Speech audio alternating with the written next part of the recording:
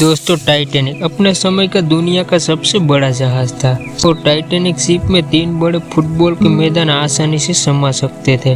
Titanic का पूरा नाम रॉयल मैन शिप यानी कि RMS टाइटैनिक था। टाइटैनिक को इस तरह से डिजाइन किया गया था कि 2000 से भी ज़्यादा लोग इस बड़े जहाज में यात्रा कर सकते थे। टाइटैनिक जहाज एक छोटे से शहर की तरह लगता था और इसकी खास बात यह है कि ये दुनिया का सबसे तेज चलने वाला जहाज था। टाइटैनिक को व्हाइट स्टार लाइन कंपनी ने बनाया था, जो वो एक ब्रिटिश शिप कंपनी थी। टाइटैनिक की लंबाई 882 फीट और 92 फीट चौड़ा था और 4312 टन वजन का विशाल जहाज था। इसमें 10 मंजिला थी, जिसमें 8 मंजिला पैसेंजर के लिए मौजूद थी। टाइटैनिक में 4 चिमनियां लगाई गई थी, जिसमें से 3 ही काम करती थी और चौथी चिमनी टाइटैनिक की सजाने के लिए थी। टाइटैनिक बनाने वाली कंपनी व्हाइट स्टार का कहना था कि यह कभी न डूबने वाला जहाज था, लेकिन ये किसे मालूम था कि टाइटैनिक जैसा महान जहाज पानी में डूब सकता है। आखिर कैसे डूबा और क्या हुआ था उस रात?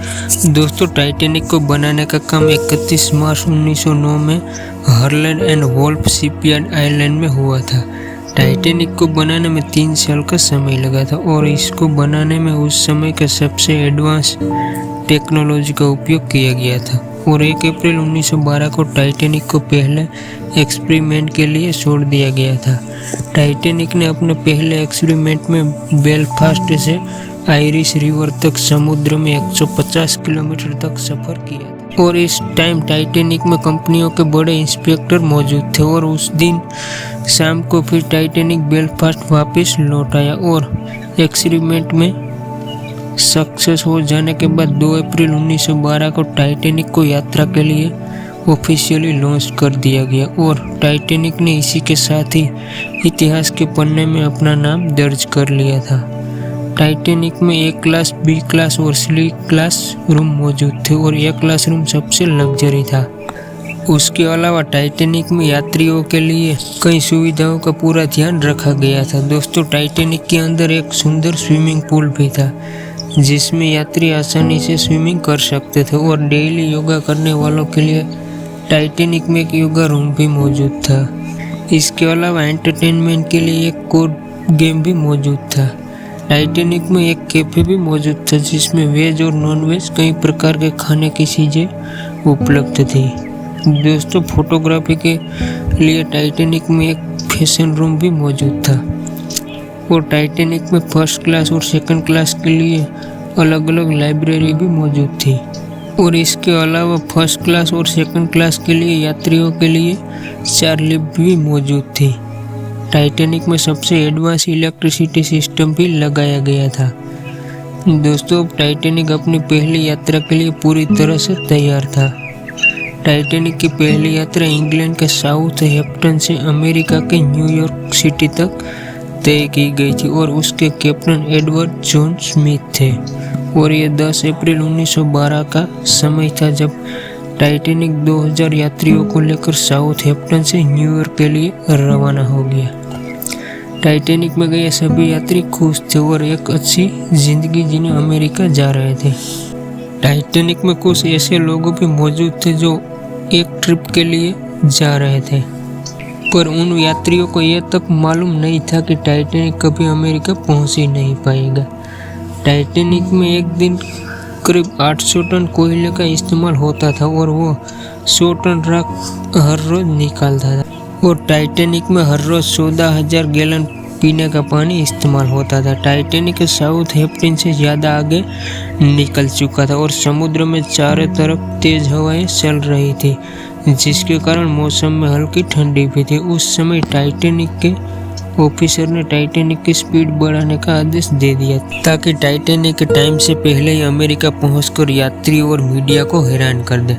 टाइटैनिक के शाम की रोशनी में आगे बढ़ रहा था। टाइटैनिक को सफर में निकले हुए लगभग 3 दिन हो चुके थे और टाइटैनिक में एक दुर्घटना भी घट चुकी थी। दरअसल टाइटैनिक के निचले भाग में पिछले 3 दिन से आग लगी हुई थी, जो कि टाइटैनिक में मौजूद यात्रियों के लिए खतरा भी बन सकती थी। और टाइटैनिक में ये आग उस समय लगी थी जब टाइटैनिक अपनी पहली यात्रा के लिए साउथहैम्पटन से निकलने वाला था और इसका पता कैप्टन और सभी अधिकारियों को था, परंतु इसके बावजूद भी यात्रियों को उसकी जानकारी नहीं दी गई, क्योंकि अगर ऐसा किया जाता तो टाइटैनिक की यात्रा को रद्द करना पड़ता और टाइटैनिक के सारे ही टिकट पहले बिक चुके थे, जिससे कंपनी को भारी नुकसान उठाना पड़ता, जिससे यह टाइटैनिक के इस बड़े खतरे को नज़रअंदाज कर दिया गया और टाइटैनिक को अपनी पहली यात्रा के लिए रवाना कर दिया गया।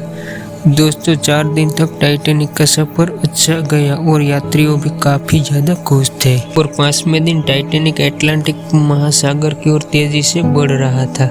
14 अप्रैल 1912 को रात के समय समुद्र में काफ़ी शांति थी और आसमान में चांद भी मौजूद नहीं था। चांद ना होने के कारण आसमान में घना अंधेरा होने की वजह से टाइटैनिक के कैप्टन को सामने की तरफ दूर तक कुछ दिखाई नहीं दे रहा था।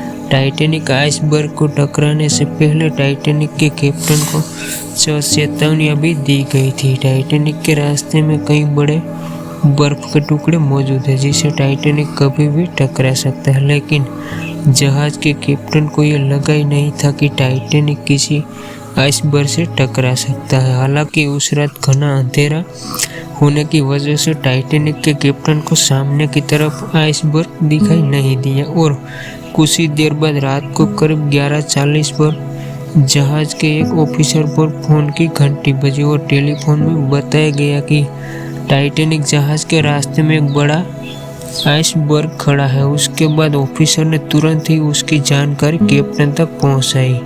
जहाज के कैप्टन को उस बात का पता चला तब तक तो काफ़ी देर हो चुकी थी, क्योंकि टाइटैनिक आइसबर्ग से टकराने के लिए सिर्फ 35 सेकंड ही बची थी। जानकारी मिलते ही टाइटैनिक की पूरी टीम एक्शन में आ गई और उसके बाद क्वार्टर मास्टर ने जहाज को बाईं तरफ मोड़ने और इंजन को बंद करने का आदेश दे दिया और साथ ही जहाज के ऑपरेटर को टाइटैनिक को तेजी से पीछे लेने का आदेश दे दिया।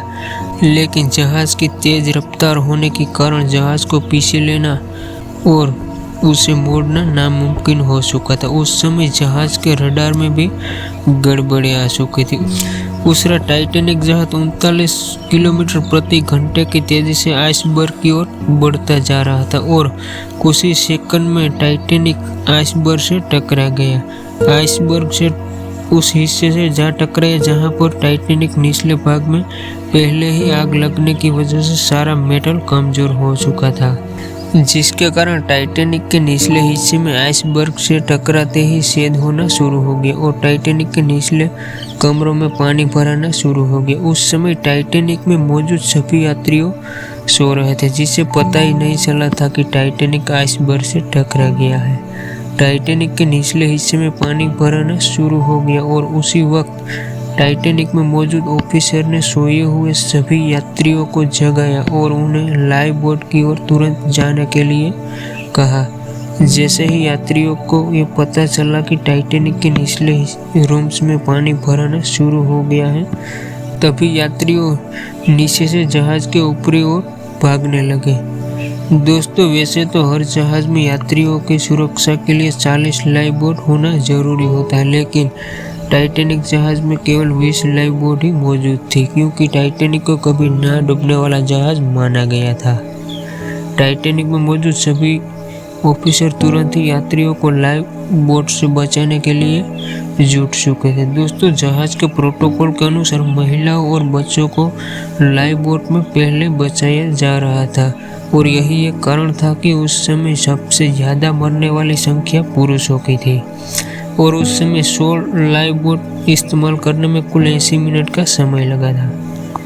दोस्तों, टाइटैनिक जहाज में म्यूजिकल बैंड वाले भी मौजूद थे और वो टाइटैनिक के डूबने तक लगातार म्यूजिक बजाते रहे ताकि डूबते हुए टाइटैनिक में मौजूद सभी यात्रियों को हौसला मिल सके। लेकिन दोस्तों, दुख की बात तो ये है कि टाइटैनिक में मौजूद किसी भी म्यूजिकल बजाने वाले को बचाया नहीं जा सका और टाइटैनिक के साथ ही उनकी पानी में डूबकर मौत हो गई। दोस्तों, टाइटैनिक द्वारा कई रॉकेटों आसमान में छोड़ा जा रहा था ताकि उस मैसेज को देखकर कोई दूसरा जहाज हेल्प के लिए आ जाए, लेकिन कोई भी दूसरा जहाज हेल्प के लिए वहां नहीं पहुंच पाया और देखते ही देखते टाइटैनिक जहाज अटलांटिक महासागर में डूबने लगा।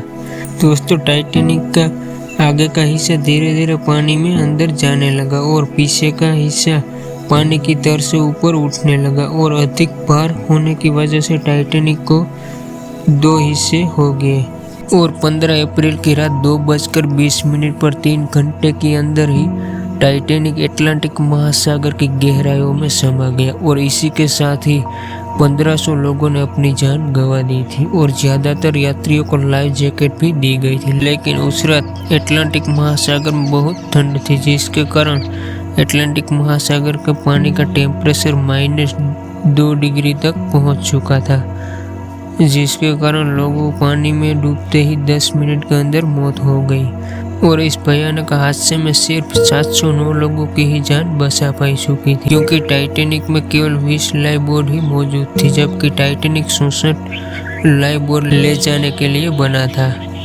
दुर्घटना के बाद काफिया जहाज सुबह 4 बजे यात्रियों को सहाय के लिए पहुंच गया, लेकिन उस समय काफी देर हो चुकी थी और 18 अप्रैल 1912 को काफिया जहाज कुछ जिंदा बचे यात्रियों को लेकर न्यूयॉर्क पहुंच गया। यदि उस समय टाइटैनिक में दूरबीन मौजूद होती तो शायद टाइटैनिक आइसबर्ग से ना टकराता और 1500 लोग अपनी जान ना गंवा पाती और ज़्यादा से ज़्यादा लोगों को जान बचाई जा सकती थी।